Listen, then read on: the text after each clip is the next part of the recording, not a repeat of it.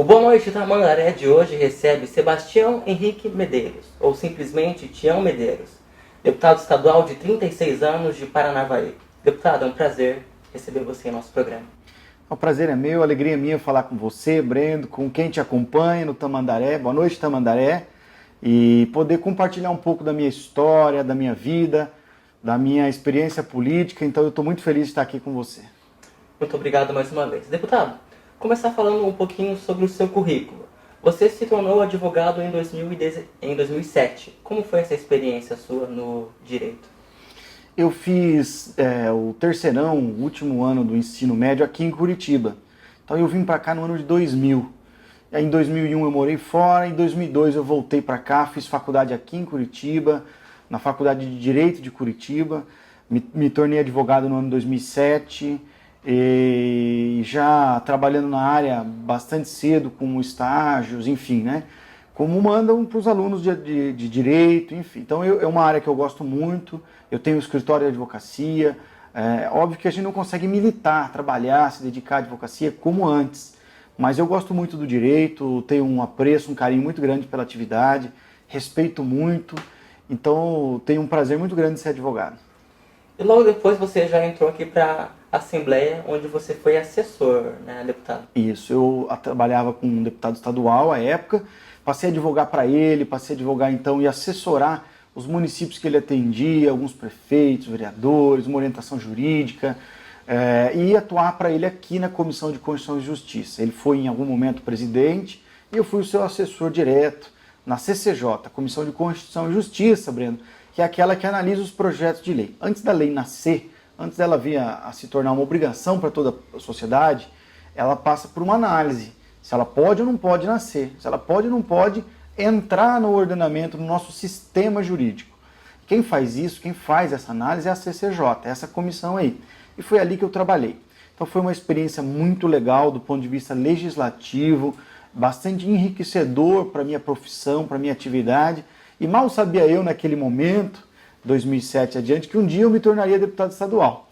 Então aquilo tudo ajudou a construir a minha formação e isso é muito válido, muito importante. E hoje eu colho assim bons frutos dessa época. Bacana. Em 2011, o deputado se tornou chefe de gabinete da Casa Civil aqui do Paraná, né? Isso mesmo. Quando esse deputado que eu acabei de mencionar, o Durval Amaral, foi para a Casa Civil, ele foi chefe da Casa Civil, né? No ano de 2011, em janeiro de 2011, e ele me convidou para ir com ele, então, para ser o seu chefe de gabinete. Também foi uma experiência muito produtiva na minha vida, porque lá, Brendo, eu conheci todas as estruturas do Estado. A gente sempre lembra da Copel e Sanepar, que são as empresas mais aparentes, né? A água e a luz, mas o Estado tem 42 empresas da administração direta e indireta, né? Tem a Compagás, tem o Iapar, tem a Codapar, enfim, tem a Florestas do Paraná, tem a Copel Telecom, e assim, a Elejor, eu poderia dizer aí inúmeras empresas que também são importantes, mas que muitas vezes elas não são de conhecimento público de toda a sociedade. E ali na Casa Civil eu conheci todas elas. Para mim foi tão muito importante também. Tem o Porto, que é uma empresa paranaense, é porto público, né, e que tem uma importância não só para o Paraná, Breno, mas para uma boa parte do país. Porque o Porto de Paranaguá atende o Paraná, atende uma parte de Santa Catarina, atende o Mato Grosso do Sul, Mato Grosso, Goiás, atende inclusive o Paraguai, que não tem acesso ao mar, e por isso usa os portos de Paranaguá e Antonina. Então, ali na Casa Civil, eu tive essa experiência de conhecer muito mais do que as cidades, conhecer também as estruturas que o Estado tem e como elas podem servir à sociedade, como elas podem ser úteis para toda a sociedade. Isso foi muito bom para mim. Foi um preparo para chegar até aqui, né? Ah, sim, com certeza. Em 2012, assumiu a chefia de gabinete da Superintendência dos Portos de Paranaguá e de Antonina. Exatamente. Como que foi essa experiência? Também foi muito legal, Brendo. Como eu disse, os portos, eles estão lá, né, quietinho, no litoral, tão próximo da capital e às vezes de pouco conhecimento da sociedade, mas é uma empresa do Paraná, é uma empresa muito importante, que, como eu disse, é um vaso comunicante, é uma janela que se abre daqueles produtos que o Paraná e uma boa parte do Brasil produzem e também aquilo que o país importa. e isso acontece ali, essa troca, né, de chegada e de saída acontecem pelos portos. Então é uma empresa muito relevante, bem importante mesmo. A atividade econômica está ligada diretamente à importação e à exportação, por isso quanto mais competitivo, quanto melhor, quanto mais eficiente nós formos, mais resultado a gente vai dar para a atividade econômica. Então eu tive uma experiência muito legal, muito produtiva, e acrescentou muito na minha vida profissional esse período que eu passei. Lá a gente fez uma reformulação administrativa, conseguimos enxugar de 700 para 350 funcionários, o enxugamento da máquina, a redução das ações trabalhistas, o nível de custo caiu muito. Então o setor produtivo recebeu com muito bons olhos a minha passagem por lá. Tal é que logo após eu fui candidato a deputado estadual, no ano de 2014, pela primeira vez, e deu certo a minha primeira eleição, com mais de 31 mil votos.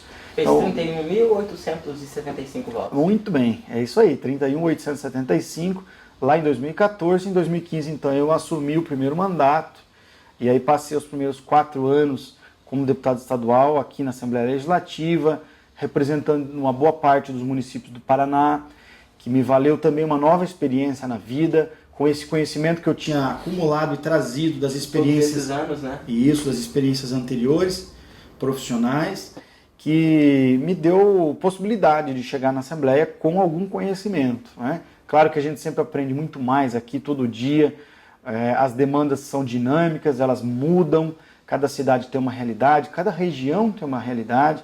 Eu represento alguns municípios do litoral, represento alguns municípios lá do noroeste do Paraná e também alguns da região metropolitana. Então, são realidades muito diferentes, são necessidades diferentes. Então, toda essa experiência acumulada me deu uma boa bagagem para conseguir desempenhar um papel que eu diria assim, importante. Ainda falando sobre a sua primeira candidatura, o que te motivou a se lançar candidato a deputado estadual? Olha, Brenda, essa é uma pergunta muito boa. Ninguém gosta daquilo que não conhece. Então, o primeiro passo foi conviver no ambiente político, conhecê-lo e saber como uma decisão política pode interferir na vida das pessoas. Como isso é importante. Todas as decisões, gostem ou não as pessoas, elas são políticas e elas interferem na vida das pessoas. Então, quando eu passei a conviver muito proximamente do ambiente político, saber como uma decisão ela é relevante, e ela pode ser simples. Quando um prefeito decide lá na cidade, no seu município, se uma rua vai ser asfaltada ou não, se um posto de saúde vai para o bairro A ou vai para o bairro B, se a iluminação que vai ser trocada vai ser na região A ou região B. Essa é uma decisão simples, mas é uma decisão política que interfere na vida das pessoas. No Estado, as decisões também são assim, que interferem, são maiores. Se uma obra grande vai acontecer num lugar ou no outro, se o governador vai criar a defensoria pública ou não, quer dizer, as pessoas mais humildes terão direito ao advogado gratuito, né, não dativo, mas um defensor público. Foi criado em 2011, quando a gente estava na Casa Civil. Então, assim, são decisões políticas e que elas interferem na vida das pessoas. Se a criação de um programa social, a luz para todos, luz fraterna, da água, da tarifa social da água, né, da Coapar, então são decisões políticas que vão atender uma classe da sociedade ou não. Então, quando eu percebi tudo isso, eu disse, olha, eu gostaria muito de participar dessas decisões como um político, como alguém que possa contribuir para essas discussões, até pelas experiências que eu tinha acumulado e por entender que muitos dos representantes que estavam na Assembleia não tinham conhecimento como eu gostaria que tivessem. E se essas pessoas não estavam preparadas para me representar, eu entendi que eu poderia ser um candidato. Que era o momento. Que era a minha chance de falar aquilo que eu acreditava, de dizer o que eu penso, de pôr em prática as coisas que eu acredito, nas discussões, nas votações e nas decisões políticas, como a gente falou agora há pouco, né? E é isso que eu fiz no primeiro mandato. Podemos falar que deu certo, né, deputado? Porque em 2018 você foi reeleito com uma votação muito maior. Você fez aqui 54.276 votos. Isso, no ano de 2018, então eu tive essa reeleição com uma votação consagradora, bem maior do que a primeira, sim, num ambiente político muito mais difícil, né? Existia um movimento para não reeleição, existia um movimento para troca, então crescer num cenário de adversidade como foi em 2018 foi muito bom. Acho que foi uma confirmação de que o nosso trabalho deu certo, né? É essa leitura que eu faço, que me conduziu então ao segundo mandato, que iniciou agora no ano de 2019, e que eu tenho aí muita alegria de ter crescido essa votação com municípios importantes, como Tamandaré. Onde o senhor fez 862 votos. Exatamente. Tamandaré é um município que eu tenho muito carinho, eu construí boas amizades, construí mais do que parceiros políticos, construí amigos, né? E tenho inclusive o Eduardo, que trabalha comigo, que é de Tamandaré, o Eduardo Teixeira. Foi secretário municipal. Foi secretário municipal, uma pessoa que eu conheço há muitos anos, que é uma pessoa que tem grande experiência no trânsito e no trato da administração pública, especialmente do Estado, conhece muito, é uma pessoa que eu gosto bastante, o Eduardo, e ele me levou a conhecer outras boas pessoas, né? O próprio Denis, que me ajudou lá, o Denis foi candidato a vereador, fez uma bela votação, então eu gosto muito do Denis, criamos uma grande amizade. O Fernando Tanque, que acho que é uma figura conhecidíssima aí, empresário da cidade. Empresário em Tamandaré, uma pessoa humilde, um trabalhador, um guerreiro esse cara, um lutador, e eu acabei construindo uma relação política que passou agora para uma amizade pessoal. Deputado, atualmente você é presidente da Comissão de Obras Públicas, Isso. Transportes e Comunicação aqui do Paraná, né? Isso aí. É uma comissão permanente, importante, que discute todos os projetos de lei que têm relação com esses três assuntos. Obras públicas, as grandes obras públicas passam por ali, o transporte e a comunicação. Então veja que são assuntos que têm relação direta com a vida das pessoas, né? Talvez a mais impactante das discussões que elas acontecem na comissão tem relação com os pedágios. Contrato de pedágio, essa discussão toda, essas brigas que tiveram, sempre passaram pela Comissão de Obras Públicas. Infelizmente, muitas discussões foram parar na Justiça e aí foge da nossa mão, a gente não tem muito o que fazer quando vai para o Judiciário. Mas as novas discussões, os modelos que vão ser adotados daqui para frente, então tudo isso é discutido ali na Comissão de Obras Públicas.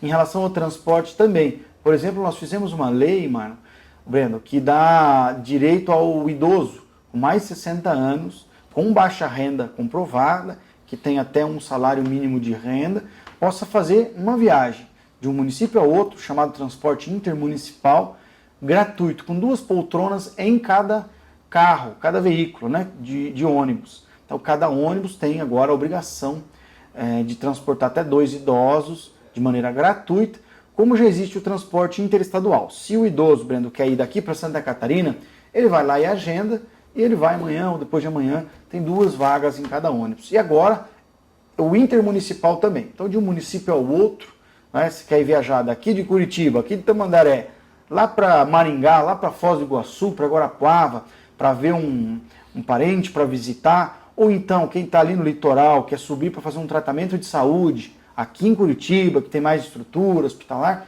ele pode se utilizar agora desse benefício que foi criado por lei e passou pela nossa comissão, inclusive de nossa autoria. Bacana.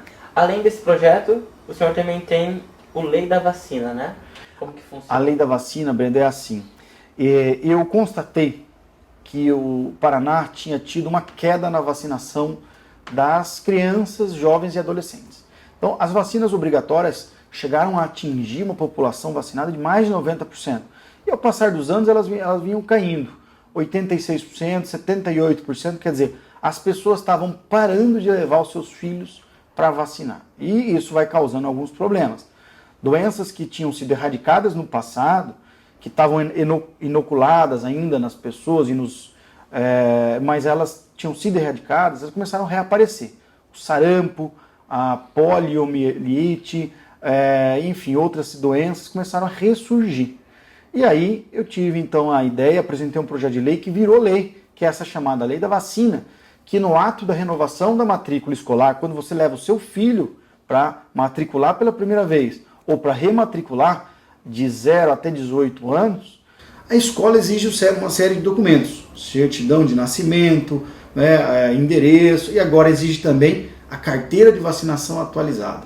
Isso gerou um aumento na vacinação da população infantil, um alcance muito maior, uma proteção à saúde da criança e, claro, à saúde da coletividade, porque uma criança vacinada não vai transmitir, não vai ser um agente transmissor se for contagioso ou então hospedeiro dessa doença para os demais. Então, a saúde pública ganhou muito com isso e a Secretaria de Saúde, junto com a Educação, acreditam que nós vamos ter uma população vacinada de mais de 96%, Breno, das crianças, jovens e adolescentes. Bacana. Deputado, você está na base de governo do governador Ratinho Júnior. Como está sendo o nosso governo, como o senhor enxerga? Olha, o governador é uma pessoa muito bem intencionada, uma pessoa do bem. Então eu tenho, primeiro, que valorizar as pessoas que querem fazer algo positivo, e eu entendo que a gente sempre começa com voto de confiança. Então eu estou dando esse voto de confiança ao governador, estou ajudando ele aqui nos bons projetos, tenho defendido os interesses do Estado, porque no fim do dia o interesse não é do governador, o interesse é da sociedade paranaense. Quando o governo vai bem, a sociedade vai bem, todo mundo colhe os frutos de um bom trabalho. E eu quero acreditar que ele é uma pessoa jovem como eu, bem intencionada e que quer mostrar trabalho e serviço para a sociedade paranaense. Então eu estou ajudando ele a fazer as reformas que ele acredita, a passar as mudanças legais que ele acredita, o enxugamento da máquina, agora vem a nova reforma administrativa. Então eu estou apoiando o governador nas boas medidas que ele manda para a Assembleia, para que isso surta efeito logo na sociedade, porque o que as pessoas querem é resultado. É uma sociedade mais justa, com mais oportunidades de trabalho, com mais segurança, com mais conforto, tranquilidade, e é isso que eu quero ajudar ele a construir. Bacana. Deputado, agradeço pela entrevista e fique à vontade para as suas considerações finais. Eu que te agradeço, aí, Breno, pela oportunidade de falar com Tamandaré, de falar com a região metropolitana, com Curitiba, que eu sei que o teu programa tem um alcance que vai muito além da cidade de Tamandaré. Aproveitar para te dar os parabéns aí pelo belo programa que faz, por levar a informação, por levar o conhecimento às pessoas. As pessoas precisam saber quem são os representantes, dizer que o meu gabinete é uma extensão do município de Tamandaré. Almirante Tamandaré faz parte da minha vida e eu quero fazer parte também de Almirante Tamandaré. Quero deixar registrado o meu agradecimento às pessoas que me ajudaram, em nome do Eduardo Teixeira, do Denis, do Fernando Tanque, que são pessoas importantes para mim, que eu tenho muito carinho. Dizer que o gabinete serve de extensão das necessidades da população para levar até o governo, e que a gente possa então ser um interlocutor da necessidade e levar obras, investimentos, para que eu possa ser alguém importante para transformar a vida das pessoas para melhor. É esse o motivo pelo qual eu estou na política. Então, obrigado pela oportunidade de dar essa palavrinha no teu programa e que as pessoas possam me conhecer. Obrigado mais uma vez, o nosso programa continua.